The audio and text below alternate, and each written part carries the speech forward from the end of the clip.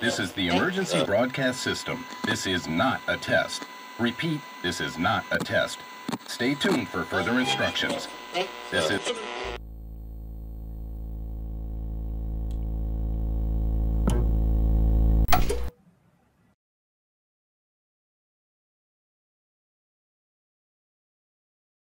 Конфликтите, които ни налагат една интерпретация на миналото, една сороска генерация израсна в България, която е от началото на прехода, няма значение от възрастта, говорим за нейни представители, като цяла генерация, която ни налага една тенденциозна политика за исторофобия, да наречеме, която не е просто, историята не е просто налагане на факти, а въобще ценности и смисъл.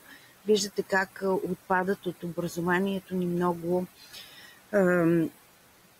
теми, исторически, много символика, много историческа гордост, исторически герои като Ботев и Левски.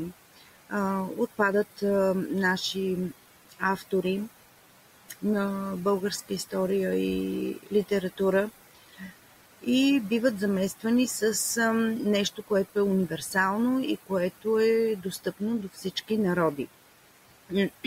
Това идва оттам, че ние аз, например, моето поколение е учило освен национална история и световна история. И ние знаем много за другите народи, докато доста от другите нации не са учили нищо за световна история. И вместо да се срамуват от този факт или да го смятат в свой ущърб, те предпочитат да заличат чуждата история, като премахват и променят учебниците. Това е необходимо за глобалната власт. Тук е хубаво да покажем, дали е възможно да покажем една графика, която съм подготвила. Глобалното управление, това е въпроса в кой ще бъде главната власт, дали ще бъде в националните правителства и парламенти или в наднационалните, се нуждае от едно управление на съзнанието, затова променя по този начин образованието и историята, като това е промяна от съзнателното към безсъзнателното или атака на колективната памет.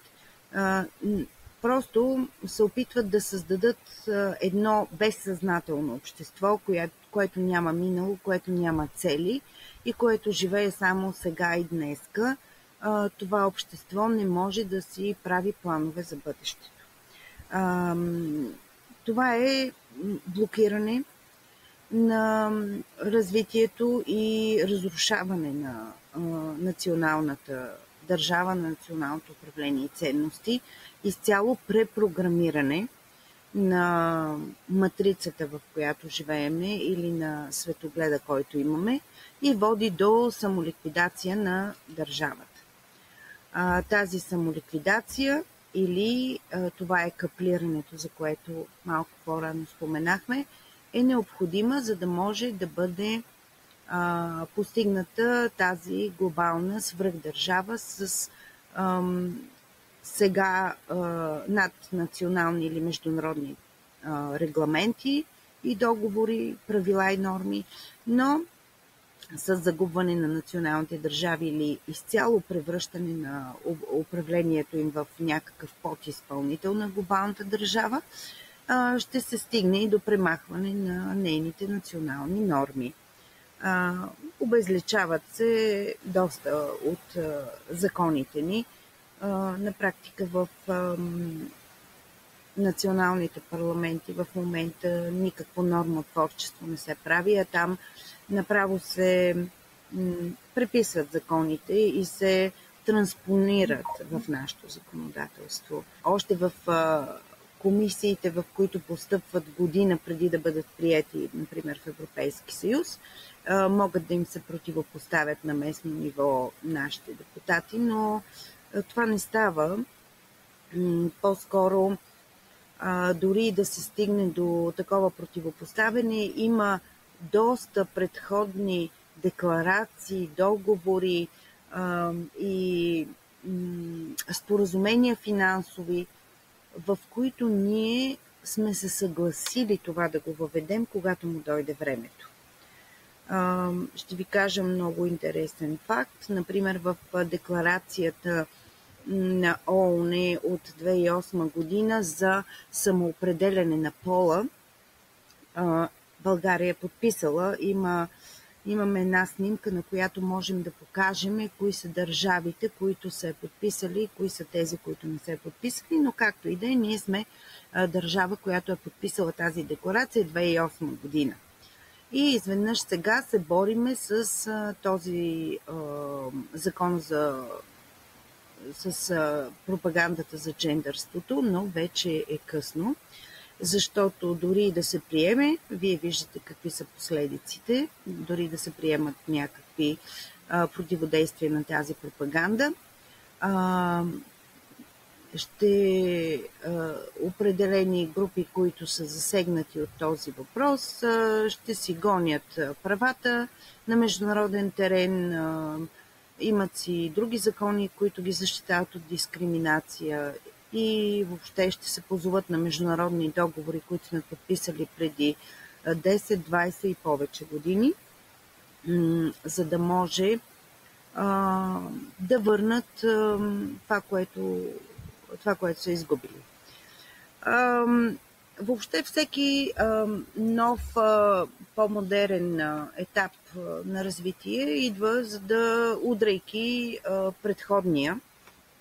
И то обикновено идва като под наратива или под претекст за добро на цялото общество и удря стария строй като изостанал и недемократичен, като налага някакви модерности, които пък ние се опитваме да отречем. Това е един процес. Само секунда да довършим мисълта си. Това е един процес, в който този нов строй, да кажем с неговите глобални представители, се опитва да използва националните управленски органи в лицето на изпълнителната власт, в лицето на правораздавателната и дори парламента, които да притиснат обществата при налагането на новия строй и да ги репресират. Но в същия момент тези общества реагират с някаква реакция на тази репресия, бунт или неподчинение и по този начин, опъвайки се на наложения нов строй, се противопоставят на управлението. Сменя се управлението, виждате при нас колко често се сменя. Това води до една несигурна, слаба власт в държавата, а това е необходимо на този глобален елит, който по този начин лесно налага отвън правилата, защото имаме слабо управление. Нашите политици и нашите кандидати за народни представители, виждате, мислят от избор до избор само какъв ще е техния живот, какви ще са техните борби, какви ще са техните цели. Те нямат цели по-далече от тези, след като бъдат избрани, след 10 години или 20, какво ще се случи с нас. Нямат такива. Избираме ги през 6 месеца, така че от избор до избор са техните цели и техните битки и борби. На тях им е достатъчно, за съжаление, да си оправят живота, явно тези 6 месеца, за разлика от другите. Ние не сме чули от никой от тях да говори за това, че те няма да имат думата, когато ние станем една информационна колония. С тази CBDC валутка, която казахме, и с това споделяне на данни в общата интегрирана глобална система от данни. Какво ще правят те в националните ни парламенти, какви закони и за какво ще се борят, когато стигнем този универсализъм, към който се стремят нашите глобални системи. Част от концепцията на тези живи империи всъщност е цялостна унификация, включително и унификация на религиите. И пътят е същия. Парализа на системата, парализа и на религията, и затова видяхме как в закона за много хора ме обвиниха, че съм говорила против Възраждане или против новата поправка за джендърството, но аз продължавам да твърдя, че парализа на религиозната система се постига с забрани. Защо трябваше да се забраняват тези това принудително, както го казаха, въвеждане, принудително налагане на религиозни доктрини. Какво значи налагане? Налагане значи задължително. Има ли друг превод? Налагане. Никой няма физически да дойде и да те бие, да ти каже, ти учиш религия. Налагане значи да имаш предмет и той да е задължителен. Няма значение сега от семантиката на думата. Така че не виждам защо трябваше да се забранява налагането, след като въобще не се случва в България такова налагане. Налагане можеше да се случи само на християнската религия или вероучението, след изявлението на патриарха, че той ще се стреми към изучаване на религия в училищата. И тук, ако се пренесем локално на този въпрос и на наша територия, двете поправки, които въобще не се конкурират между другото, те сякаш бяха някаква, как да кажа, някакъв лъж-вериж бяха, просто за да се постигне забраната за пропаганда, за джендърство, се забрани и принудителната религиозна доктрина. Какво обаче се забрани като религиозна доктрина не е ясно, защото религиозната доктрина това са философии религиозни, а част от философиите са и физическите упражнения, каквито са йогата, източните бойни изкуства. Те ще бъдат ли забранени като част от тази философия? Едва ли. Така че ако си измисляме текстове, ако си вкарваме текстове в законите, които няма да свършат никаква работа, единственото, което правим е пропаганда и популизъм. И затова аз бях толкова критична към това нещо, защото ако сега тази част от хората, които се идентифицират с джендерите или се самоопределят като такива, искат да носят лилави или розови чорапи и решат да преследват, да защитят това свое право в международните институции, това ще отпадне в закона тихомълком, без много врява. Също тази врява, която чухме, когато го приеха. Само, че дали ще отпадне задължителното изучаване на религия, едва ли, защото там демонстрацията на религия, самия характер е едно таинство и там няма да видиме мисионерски походи на Българската православна църква по улиците или по жълтите павета за връщането на религията в закона. Аз също не мога да се обясня забраната за религиозно обучение в училищата, най-вече на християнството, тъй като и не знам сега родителите да са проявявали някакъв, кой знае какъв изключителен интерес за това децата им да изучават християнската религия. А може би това е била целта, за да се поставят някакви капани за напред в възможно да бъдещето. има В хора, тази на връзка които да бих им искал да пречат кажа, антисемитските текстове в Библията, но и аз не съм чула да има родители, които чак толкова да са се оплаквали, че някой ги кара да учат религия техните деца.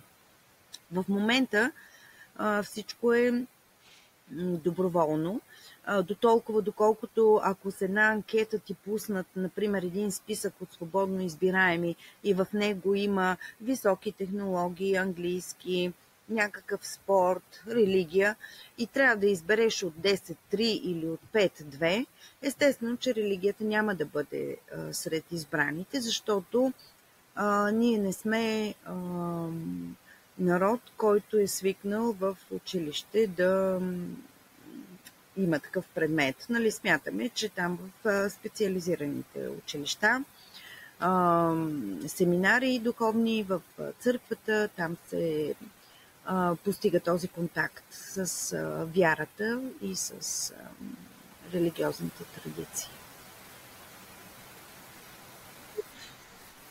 Бог, за съжаление, в война или с българското общество, или може би българското общество е във война с Бог от доста отдавна. Програмиращи закони. В тази връзка позволете ми да покажа един закон, който ми попадна по време на COVID. Говорейки точно за тези неща. Да, Вижда ли се? аз го виждам ситно при мен, но за какво е закона, защото аз тук виждам член 4. То ще го увеличи, предполагам. Това е закона за защита от дискриминация. Ето, намира се в страничката на Лекса, БГ съм го извадил. Частта, която ни интересува, последното изменение е в сила от 1.1.2005 година. 2005, повтарям за зрителите. И това го казвам, за да разберат и за да проумеят рамките, времевите рамки, в които работят, може би, тези хора, които променят обществото. Ето тук е интересната част. Забранена е всяка пряка или непряка дискриминация, основана на пол, раса, народност, етническа принадлежност. И ето тук идва интересното, човешки геном. Кой е 2005 Сега ние сме година е мислил за защита на хора с различен човешки геном? Това не е конкретно за самият закон, а по-скоро за тези административни мерки, които прокарват пътя на това, за което говорим. Това е изкривяне на ценности и така нататък. Сега трябва да взема отношение ли по този въпрос? За ваксините ли говорим или за джендерите? Защото може да се и в двете посоки да се развие въпроса. Ами ако може и в двете. Тя, предполагам, философията, която следват архитектите на новия световен ред, е една и съща. Значи, ако става дума за джендерите, ние сме в онази думичка, където се казва убеждения. Но специално тук се забранява, сега много от тези, които няма да се съгласят с нас, ще кажат, забранява се пропагандата.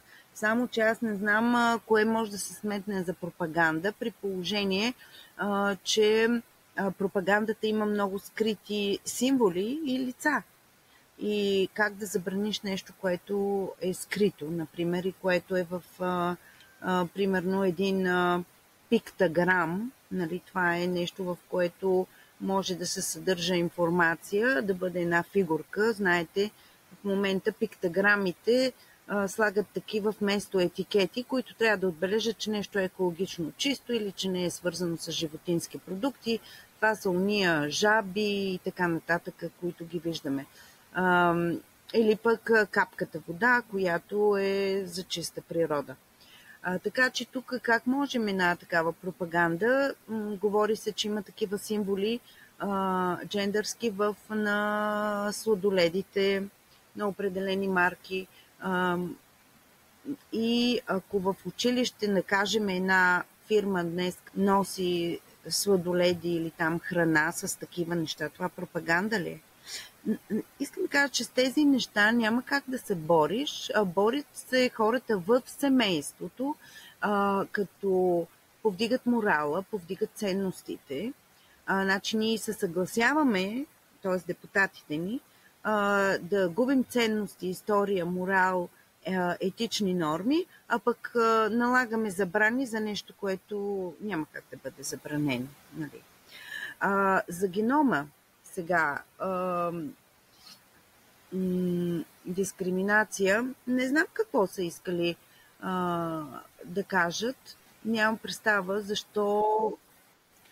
Не е ли този закон, не е ли част от начина, по който прокарват, както казах, пътя към тази матрица? 2005 година тези неща вече бяха в полезрението, но се експериментираше с овца, не се мислеше за промяна на човешкия геном, все още не се говори. Това най-вероятно, има ли и други промени в законите или в нормативните уредби, които улесняват това нещо, някак си несъзнателно.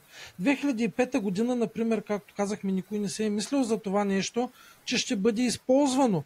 Но 2025 година, гледайки на този закон през призмата на събитията, които се случиха и знаейки какво правят някои от ваксините, не е ли този закон направен така тогава да пази хора, които ще бъдат след 20 години? Чак такава дълновидност, не знам. Подводни камъни. Не знам дали са имали. Възможно е да е било свързано с овцата Доли и маймуната там, двата известни случая. Те са най-популярни, но има и много други, за които съм чела, но сега няма време да ги споменаваме. Така че аз мога да кажа, че се говореше, но вижте, ако въобще съществува някакво изменение на генома, то може да се тръгне още от самите растения, а генно модифицирани растения има отдавна. Доста институти работят по това. Те влияят, тази храна ни влияе, ние също, тя до някъде също ни променя генома. Променя ни го и това, което се експериментира във въздуха и това, което е в ваксините. Разбира се, че го променя. Не говорим за тия модерните CRISPR технологии, но до някаква степен и предишните ваксини променят развитието, а и ние се променяме с развитието на технологиите. Така че... Но това за ваксините за хора, които не са като нас или не мислят като нас, е конспирация. Нали, които не вярват, че ваксините променят генома, но ето имаме закон, който пази хора с различен геном. Но какви обстоятелства ни казват, какви са обстоятелствата, които биха предизвикали различния геном? Аз не мога за нас да кажа може би какви са мотивите тук да включат генома и защо е било, дали са били толкова дълновидни към онази дата. Но това, че хората го мислят за конспирация, това ще си остане така до края на живота им. Има хора, които няма нужда да убеждаваме, че нещо е истина. Те отказват да се интересуват от това, което ги заобикаля на повече от 3 метра. Само това, което могат да видят и да пипнат, искат да съществува. А това, че нещо не го знаят, но то си съществува, те не искат по този въпрос нали, въобще да им отваряме темата. С такива хора няма смисъл да се спори.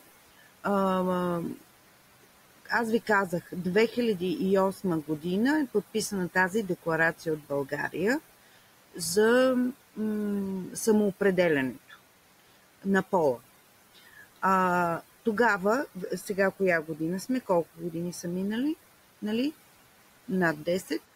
Тогава хората едва ли са го знаели. Сега си говорим за неща, които ще станат до 2300, по-малко от 14 години остават до 2300. Това са 6 години. и които са в ход, и заетите с ежедневни действия също не искат да ги разберат. Така че има един разказ на Едуард, момент само да си припомня, Форстър, Едуард Форстър, машината спря.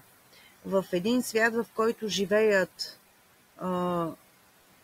футуристичен свят, значи първо искам да кажа, че разказът е написан през 1909 година и той дава света, в който още не сме достигнали ние с вас да живеем, в който живеят под земята, в едно прекрасно общество, обслужвани от машина, изкуствен интелект, която ги снабдява с храна, въздух, вода, такива емоционални приключения, като музика, срещи с други хора. Но все пак машината в един момент се разваля и няма останали живи хора, които да дадат знанието, то си отишло с тях, за това как да бъде поправена тя. Тези хора, които са свикнали по този начин, с този свят, всъщност до последно не излизат на повърхността на Земята, защото смятат, че въздуха е отровен, че е пълен с вируси и болести и умират в собствените си болести, мръсотия, мръсен въздух долу под земята, не вярвайки, че могат да се спасят, ако се откъснат от тази система или от този подземен свят, обслужван от машина. Те до последно остават там и докато може използват машината за евтаназация, но и тя се разваля и затова умират в страхотни мъки. Тези хора, има хора, които напускат и излизат, няколко герои там, но всички останали остават.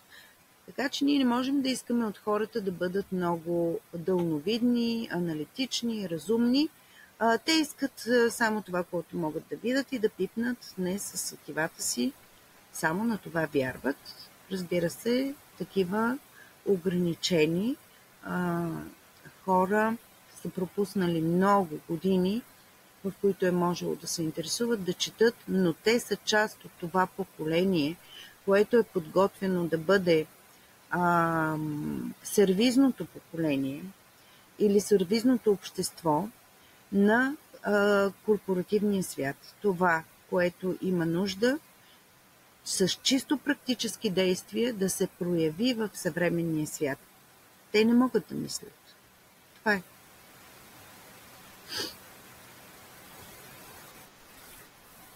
Как го направиха това поколение такова? Направиха го с, както казах, с тази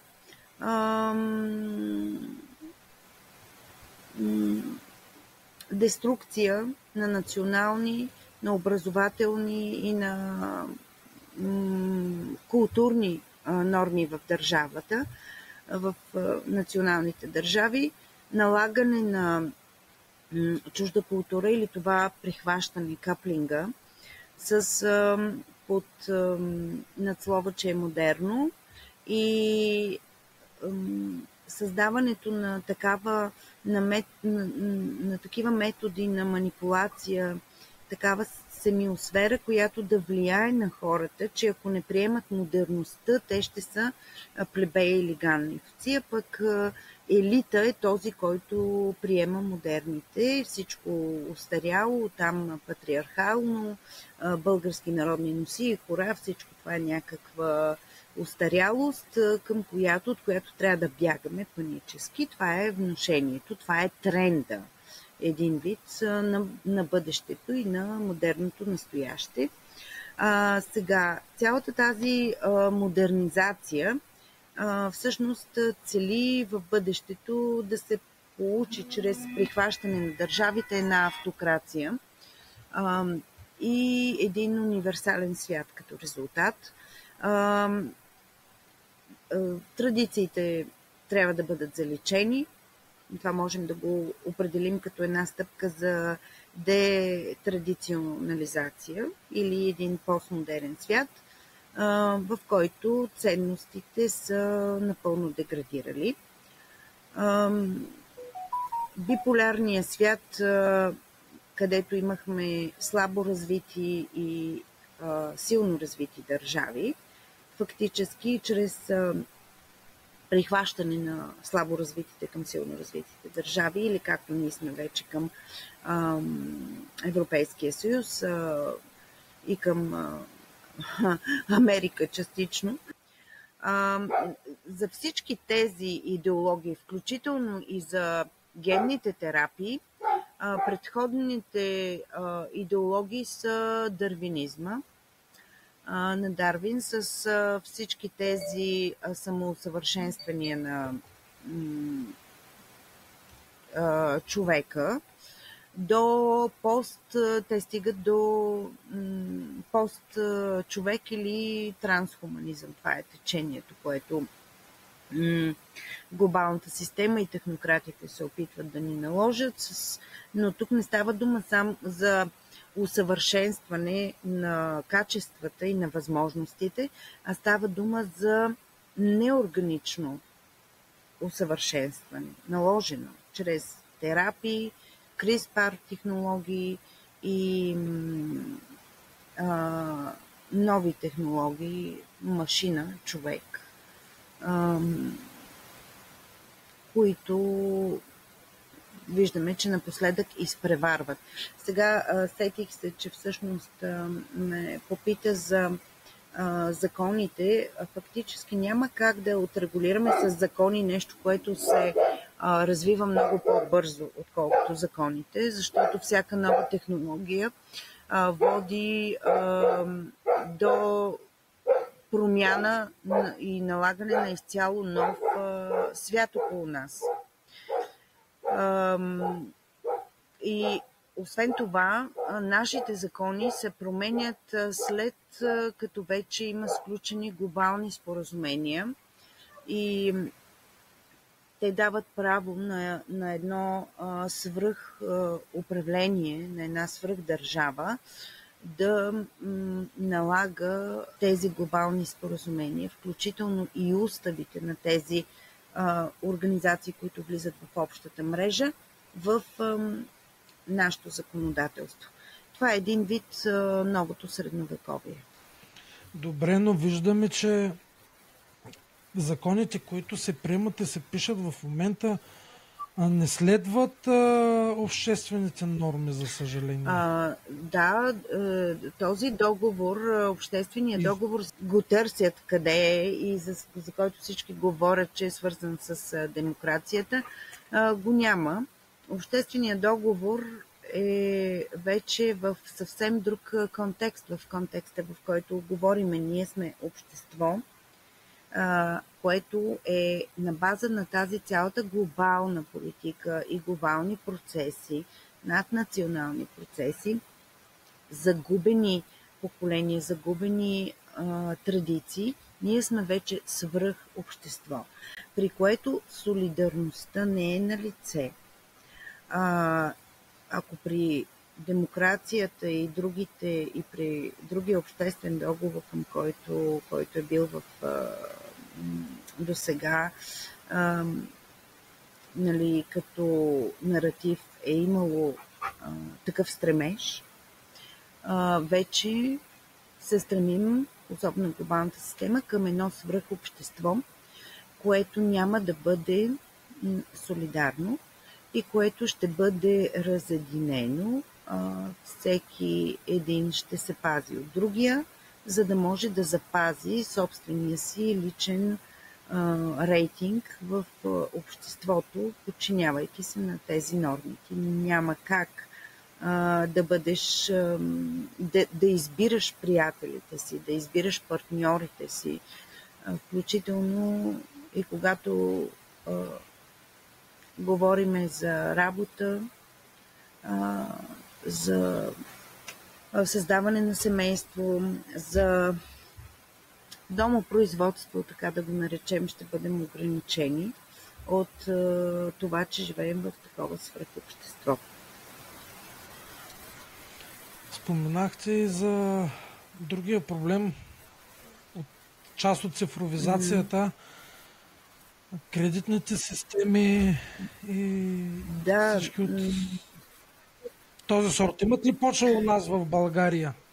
И колко са далече? Подготвено ли е законодателството в България за социална кредитна система? Да, подготвено е, разбира се. Аз ви казах, че до 2023 година трябваше да бъде подготвена регистровата реформа, като сега ще отворя закона, за да си послужа с него.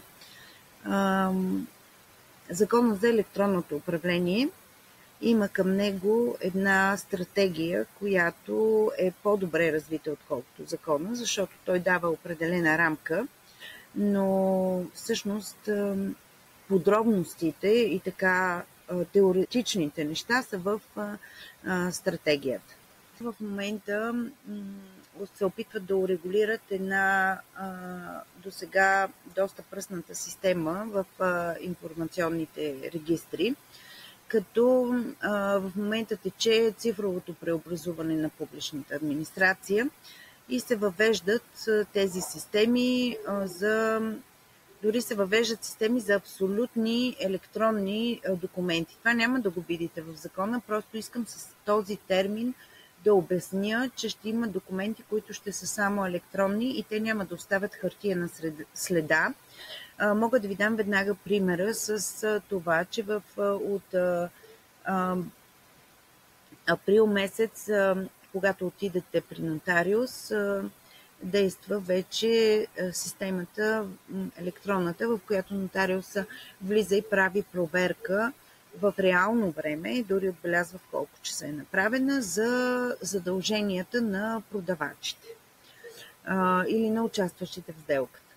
Като никакъв документ на хартия, който, например, аз съм се извадила, няма да му свърши работа. Тоест този документ и тази справка, която той прави, я прави абсолютно по електронен път, чрез споделяне или достъп до системата, която се споделя и достъпва от различни администратори на тази система. Въвежда се едно правило за първично въвеждане на данни. Част от тези администратори ще са първично въвеждащи данните, но много широк кръг ще ги достъпват. И един път въведени вече, те ще се променят в този облак. Така че това, което искам да кажа по-нататък, е един електронен път на движение на информацията, вътрешен път, който няма да бъде за нас по същия начин достъпен, по който е за администраторите. Сега пише в закона, че можело да правим разни справки и други такива, но няма да си вадим документи за това нещо. А разпечатката или скриншота от екрана на компютъра не е никакъв документ. Има едно решение, на което няма да се спирам, на Европейски съюз. То казва, че това са метаданни и те могат да бъдат представени само като косвено доказателство, ако не бъдат придружени с други доказателства. Така че такива документи никой няма да ги признава за документи. Какво означава това? Това означава, че администрацията и всеки, който има достъп до нашите данни, ще има неимоверна власт да разполага с нас и не само да разполага, но и да може да ги търгува. По какви причини в момента можем само да си въобразяваме и да гадаем. Човек е способен, нали, на всякакви въображения в тая посока, когато трябва да дивиденти за себе си да набави. Но достатъчно е, че широк кръг от администратори ще разполагат с тези данни и не можем да преценяваме дали да им ги представим или да не им ги представим. защото те ще си достъпват до тях. Стратегията за развитие на електронното управление в България е направена по предложение на министъра на електронното управление още през 2019 година. Има една абревиатура там, ДАЕУ, за заповед 5040. И тя какво представлява? Тя представлява архитектурата на това електронно управление в Република България. Цялата цифрова трансформация на администрацията, това, което много хора казват, това нямало как да се случи, защото нямало кой да го направи. Напротив, прави се. И в момента се сменят системите на някои администрации, общински, областни, ходят хората по семинари, обучават ги как да създават и как да достъпват до тези системи и документи. Задължителното използване от административните органи на тази обмяна на информация е един вид хоризонтална система и те са длъжни задължително да използват, да споделят тази информация. Това се нарича споделяне на ресурсите на електронното управление. Така, увеличаване на мрежовата информация е заложено в новата стратегия. Тя не е и нова, както ви казах, тя е трябвало да бъде изпълнена до 23-та и вероятно изпълняват. Ние сега много хора, които ни вярват, изведнъж отиват и казват, защо ще ми искат биометрични данни за новата лична карта? Защото преди 2 години, когато излезна промяната в закона и ние като говорихме, никой не вярваше, че даже много хора казваха, няма кой да ме накара да си дам биометрични данни. Ето сега е на лице това изискване. Сега всички данни по този начин, чрез тази информационна мрежова цифрова система, превръщат информацията в цифри. И чрез филтри, определени филтри, вече тя може да се извлича от тази интегрирана общ централен регистър. В приложение към тази стратегия са обхванати буквално всички регистри, които трябва да се интегрират в един централен. Нашите данни на българите се регистрират в 17 797 броя регистри. Представете си колко много регистри са нашите данни. И 15 013 от тях са свързани с предоставянето на услуги, а близо 3000 с управленски дейности. Те всички ще влезнат в една интегрирана система или един централен регистър, който ще събира информацията. И в момента можем да кажем, че 80% от тези регистри все още не са интегрирани, но предстои да бъдат интегрирани. Тогава няма да има нужда от доста хартия, която според стратезите или реформаторите на тази административна система влияе много благоприятно върху природата, като спестява от производството на хартия. Така. Повечето от тези интегрирани регистри са насочени към териториални, общински, областни и специализирани администрации и ще се вписват от първичните администратори данни, но ще могат да се ползват, както ви казах, от всички, които имат достъп. И гражданите, юридическите лица също ще ли да могат да имат достъп, но до какво най-вече ще доведе това? Оставяме достъпа на страни, когато има нужда, очевидно, че все някой ще го прави. Само че след като се интегрира целият този обем от информация, тази голяма база от данни, Представете си какво ще стане с администрацията. Ако до сега въвеждането и генерирането на данни, извличането, достъпа се осъществяваше от човек-машина, сега всичко това ще може да се прави от машина-машина. Тоест, въвеждането на данните може да стане с сканиране на личната ни карта, плащането може да стане с сканиране на личната ни карта, защото в нея има биометрика, дори предписването на лекарства. Тогава отпадат доста администратори и доста хора ще останат без работа, тъй като устройството човек-машина или администратор от човек-машина ще се трансформира в машина-машина, както казахме. Направено е едно изследване, имаме картинка, можем да го покажем също, от Оксфорд, мисля, че беше. При такова въвеждане на технологиите и на регистрите, най-вече на данните, не само на технологии, но и на свързаност на данните в един облак, доста от професиите ще отпаднат буквално в следващите няколко години. Например, на първо място е дадено професията на юристите ще бъдат засегнати на 45,2%. Компютърните специалисти, тези, които си мислят, че няма да бъдат засегнати, напротив, ще бъдат засегнати, защото изкуственият интелект може да прави същите неща.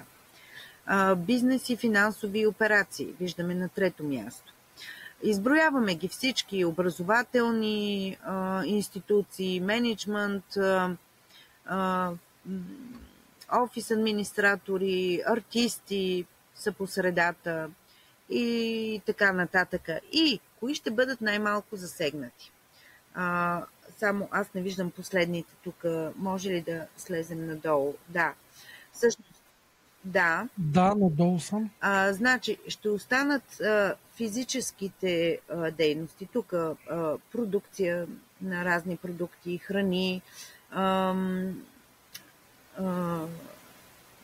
поправки, строители, шофьори, да. Така, значи, те ще бъдат най-слабо засегнати. Какво означава това? Това означава, че това са професиите, които не са свързани нито с висока образователна степен, нито с някакви аналитични знания или умения, а тях може да ги върши всеки. И хората ще бъдат необходими само за обикновените или сервизните дейности, от които ще има нужда новия свят. В доста производствени компании също така роботите могат да свършат работата. Имаме дори един клип от тук района, в който живея. В магазина в хранителния магазин има робот, който може да ти достави стока и да те заведе до съответната стока. Но същата... Сега ще го покажа на зрителите. За тези, които не знаят, че има вече роботи в магазините и то в един малък град, какъвто е Павликени, който те отвежда до стоките, може и да ти донесе стока, той може да ти донесе и лекарства, той може и да ти сканира, не говоря специално за този, нали, то е въпрос на програмиране, но ето едно устройство, което може да те пусне в магазина, да ти отвори вратата, да ти даде стоката, да му платиш и да си излезнеш без да има нито един жив човек, работник вътре. И това роботче е в България, така ли? Това е, в хранителния магазин в Павликени. В Павликени дори? Не е някой от големите центрове. Нали виждате, че качило е няколко продукта тук и ги носи на някъде. Така. Въпрос на време е.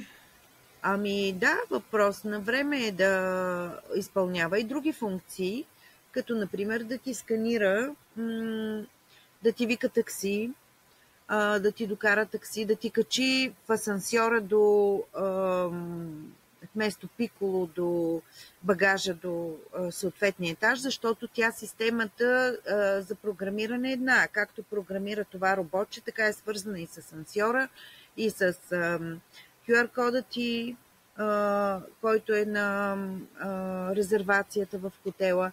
Всички, които някои хора вече са били по такива места, където доставката на храната до стаята им се носи с такива роботчета.